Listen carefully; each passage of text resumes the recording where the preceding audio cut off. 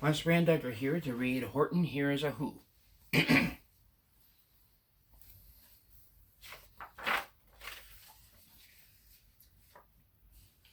On the 15th of May, in the jungle of Newell, in the heat of the day, in the cool of the pool, he was splashing, enjoying the jungle's great joys, when Horton the elephant heard a small noise. So Horton stopped splashing. He looked toward the sound. That's funny, thought Horton. There's no one around. Then he heard it again, just a very faint yelp, as if some tiny person were calling for help. I'll help you, said Horton. But who are you? Where? He looked and he looked. He could see nothing there, but a small speck of dust blowing past through the air. I say, murmured Horton, I've never heard tell of a small speck of dust that is able to yell. So you know what I think? Why, I think that there must be someone on top of that small speck of dust, some sort of a creature of very small size, too small to be seen by an elephant's eyes. Some poor little person who's shaking with fear that he'll blow in the pool. He has no way to steer. I'll just have to save him, because, after all, a person's a person, no matter how small.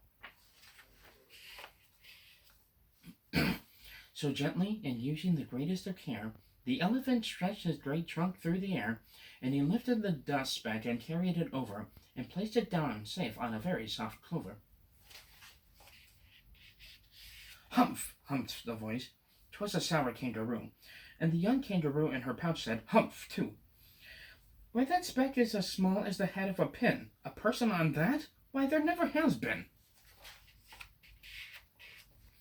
Believe me, said Horton, I tell you sincerely, my ears are quite keen, and I heard them quite clearly.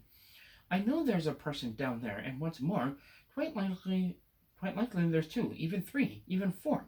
Quite likely. A family for all that we know. A family with children just starting to grow. So please, Horton said, as a favor to me, try not to disturb them. Just please let them be.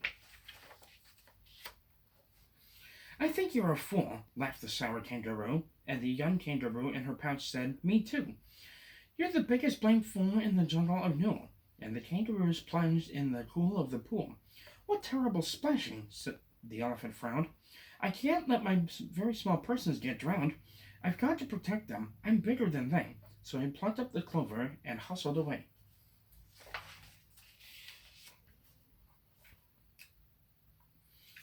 Through the high jungle treetops, the news quickly spread.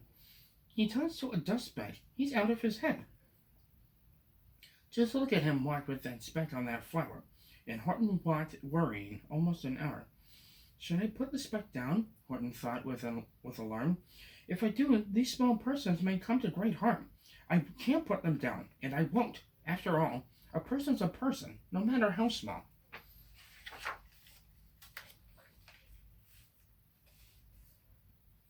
Then Horton stopped talking. The speck voice was talking. Stopped walking. The speck voice was talking.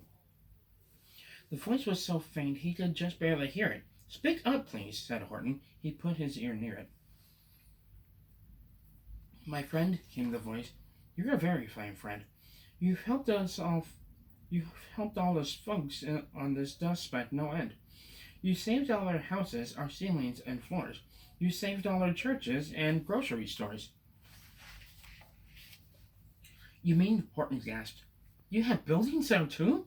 Oh yes, piped the voice, we most certainly do.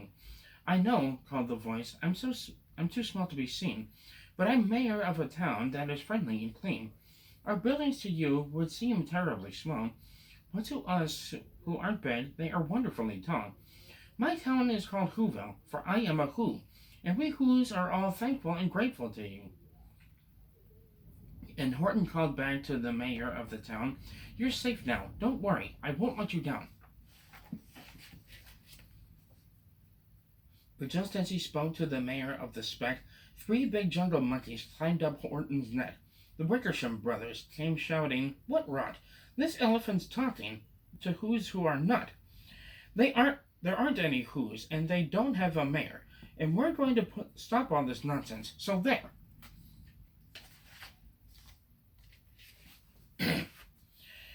They stashed Horton's clover. They carried it off to a black-bottomed black-bottomed eagle named Vlad Vladikov, a mighty strong eagle of very swift wing. And they said, "Will you kindly get rid of this thing?"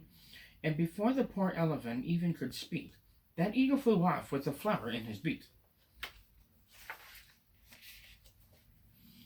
All that late afternoon and far into the night, that black-bottomed bird flapped his wings in fast flight, while Horton chased after with groans over stones that tattered his toenails and battered his bones, and begged, "Please don't harm all the little folks who have as much right to live as us bigger folks do."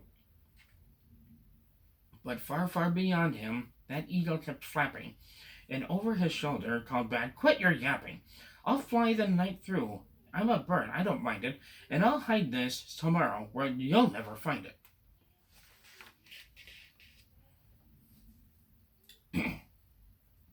And at 6:56 the next morning he did it. It sure was a terrible place that he hid it. He let that small clover drop somewhere inside of a great patch of clovers 100 miles wide. "Find that," sneered the bird, "but I think you will fail."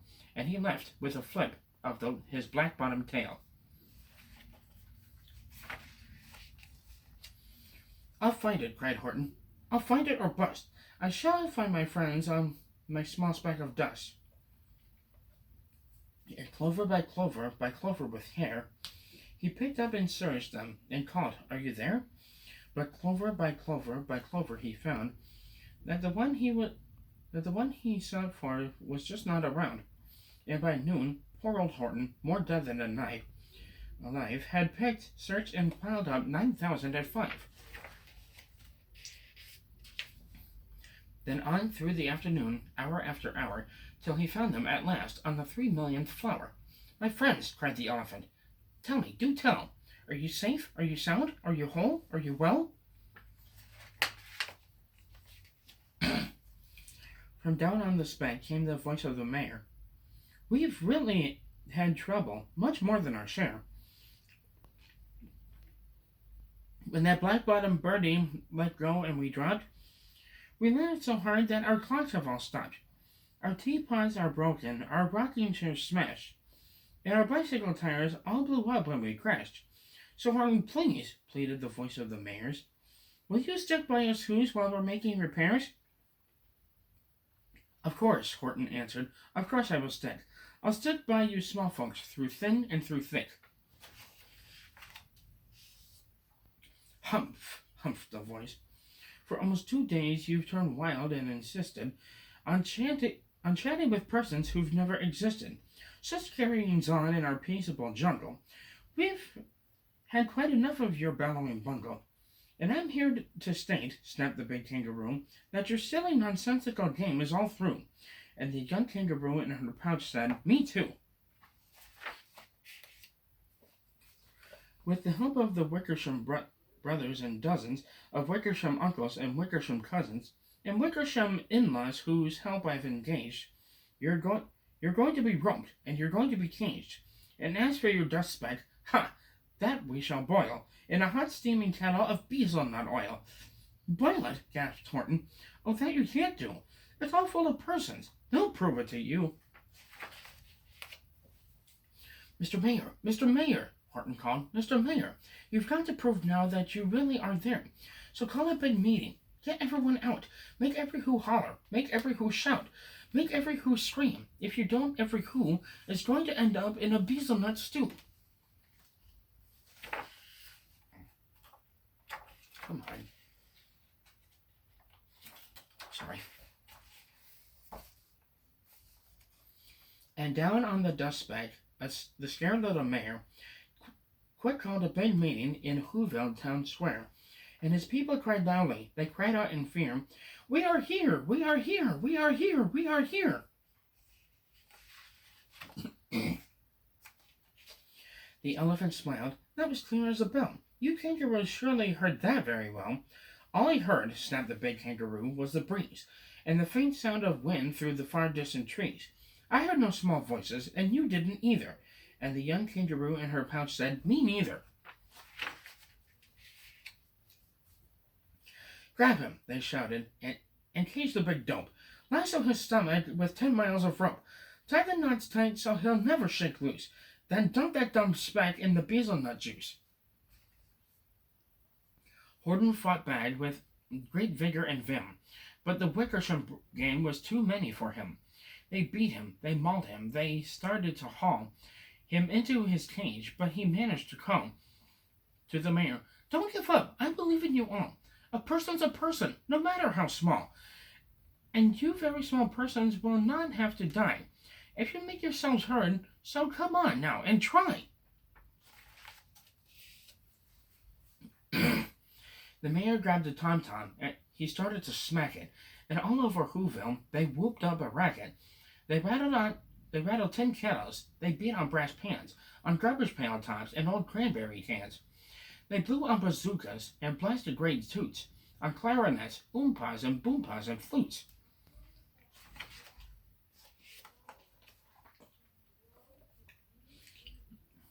Great gusts of loud racket rang high through the air. They rattled and shook the whole sky, and the mayor called up through the howling mad hullabaloo. "Hey, Horton, how's this? Is there sound coming through?" And the Horton called back, "I can hear you just fine, but the kangaroo's ears aren't as strong quite as mine. They don't hear a thing. Are you sure all your boys are doing their best? Are they all making noise? Are you sure every who down in Whoville is working? Quick, look through town. Is there anyone shirking?"